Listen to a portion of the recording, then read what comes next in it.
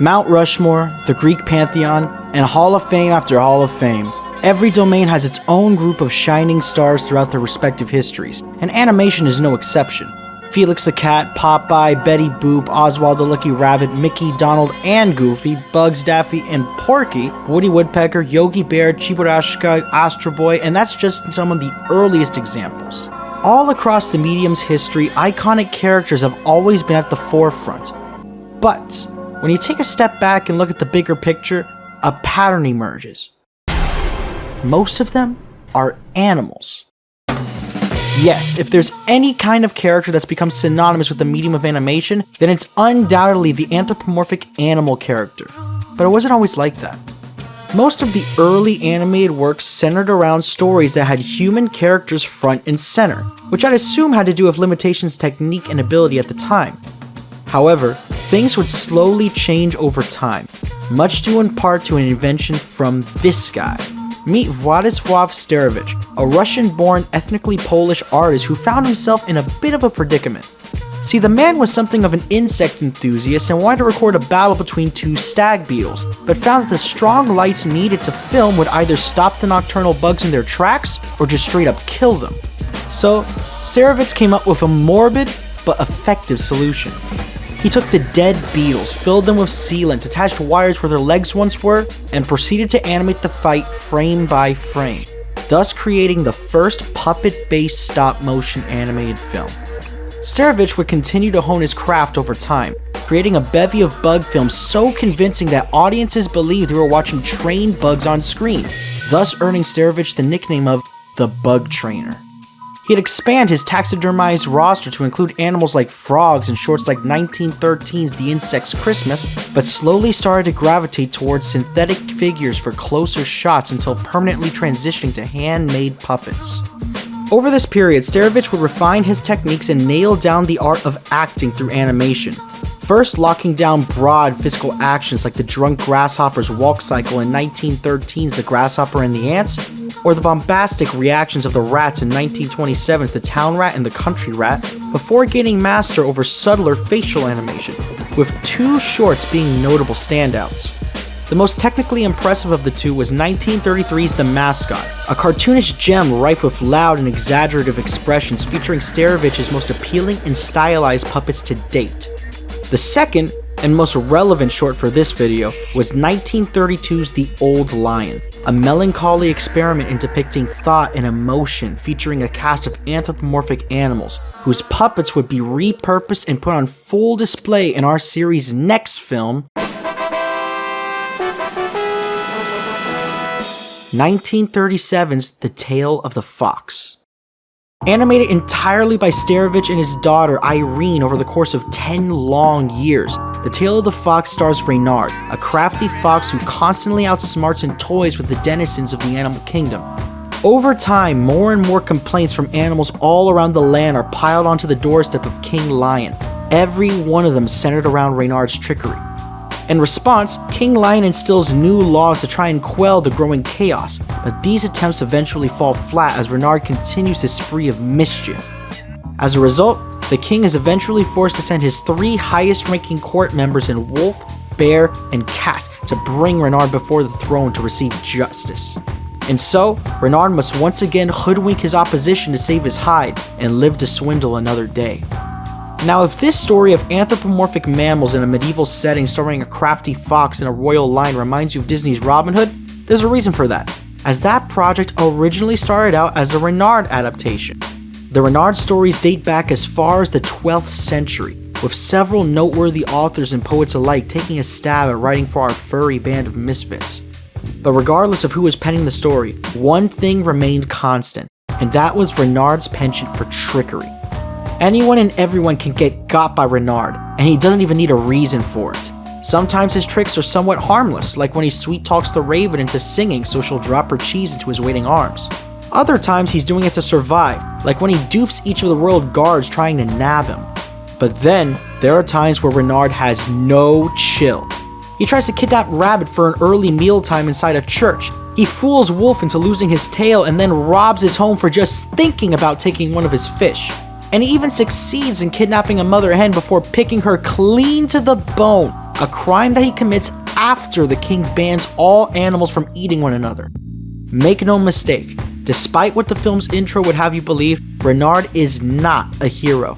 He never makes a purely moral decision and isn't out to help anybody. But he's also not a villain, lacking any sort of malevolent ambitions and clearly caring for his family. He's about as close to a pure chaotic neutral character as you can get, which has its pros and cons. On the one hand, it's really entertaining to see the lengths that Renard will go to pull one over on his fellow mammals. He'll use sweet talk, seduction, a slew of crafty lies, and he even goes as far as pretending to reach out to one of his victims from heaven just to see his schemes through to the end. But on the other hand, he can feel incredibly distant as a protagonist, someone we observe and react to rather than a character that we understand and travel alongside. This detail is crucial, as it's what allows characters like Cartman, Chuck Jones's Daffy Duck, and Grunkle Stan alike to all remain jerks while still being lovable jerks. But the movie sells Renard short in this department. Because of this, I can kind of understand why Walt Disney found Renard unlikable and ultimately decided against adapting his stories. But then again, a movie like Fantastic Mr. Fox exists, which manages to take a Renard-like character, address all the issues that I've outlined, and the result is one of my favorite films ever. So I guess it all comes down to execution in the end. And I think the main factor holding Renard back from being a Mr. Fox level protagonist is in how the story is structured. The Tale of the Fox employs an episodic format that's divided up by Renard's exploits. Characters collide, hijinks ensue, we cut to someone's reaction, and repeat. It's a tidy and effective approach that lends itself to creating comedic scenarios, but what ends up getting lost in the shuffle is context and motive. Since we don't follow Renard's side of the story throughout most of the film, he ends up being presented to the story as more of a Kaiser Soze-like force of mischievous nature via other animals' testimonies. Because of this, Renard misses out on the opportunity to be given depth via characterization. We never get to know why he does what he does, whether it's just for shits and giggles or if he's the latest in a long line of tricksters a la Sly Cooper. We don't get a sense of how he relates to his family, which is a shame because they're shown participating in his schemes on more than one occasion and could have added a different dynamic to the film. We aren't given any underlying goals driving his actions nor a unique worldview to rationalize his decisions and so on and so on. All factors serving to limit Renard's potential and restricting the film to feeling like just a series of enjoyable scenes rather than a full-on narrative. But for what the movie's trying to be, the story and characters honestly work just fine. I guess the reason I wish they were aiming for something more is only because of how ambitious the film's visuals are by comparison, because they are phenomenal.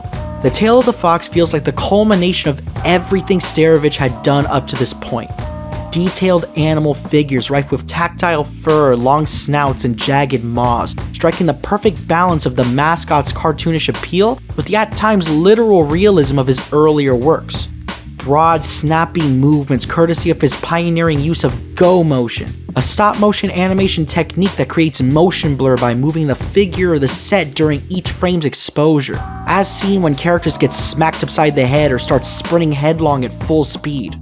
Starewicz's refinement of his character animation here is even more stunning. These characters think, feel, and react in ways that look so natural during scenes that they'd easily pass inspection if the film were released today. And for the first time in his filmography, characters now have recorded dialogue, giving us our first look into how Starewicz approaches lip syncing. And while that very lip syncing may not be as expressive as the Lilliputians in the new Gulliver, given the sheer details of these puppets' designs, it's still super impressive, especially when you do a little digging.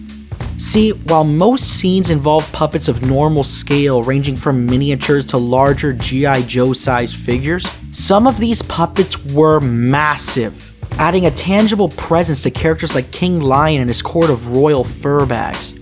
I was honestly shocked when I first saw some of these photos and museum footage containing these puppets. I couldn't believe somebody would actually go through the effort of building and animating characters at this scale, but somehow They did. What Starewicz and his daughter were able to accomplish on this film at this point in animation history is just insane, and the ripple effects of their efforts can still be felt today. Puppet-based stop-motion animation is so ubiquitous nowadays that it's become the industry standard for that technique. Whether it's the live-action effects of Ray Harryhausen, the British charm of Aardman's plasticine-based comedies, the increasingly ambitious spectacle of Laika's productions, or hell, even something as seemingly far removed as the 3D skeletal models comprising computer animation, Starewicz's contributions to film history live on. And on a smaller scale, you can even see some creatives that have directly carried his torch.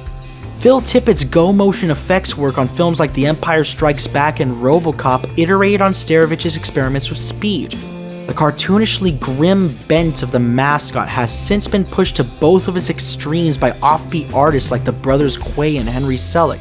And as for The Tale of the Fox specifically, take one look at the works of John Clark Matthews or Wes Anderson's ventures into animation, and it's clear that they've been directly inspired by this singular film. So, if you're a fan of any of these films or filmmakers that I've listed here, or are just curious about what you've seen thus far in the video, then give The Tale of the Fox a watch on YouTube and see what parallels you can draw from it. Moving on to my rankings, The Tale of the Fox is the first of 3 animated films we'll be covering from 1937, so we'll perch it right on top of that year's list for now. As for our decade, or in this case multi-decade rankings, The Tale of the Fox is going to vault to the top of that list too, as it's easily the film that I've enjoyed the most from this era so far. Our next film also employs puppet-based stop motion, so it'll be really interesting to see how it compares and contrasts with The Tale of the Fox. But until then, thanks for watching.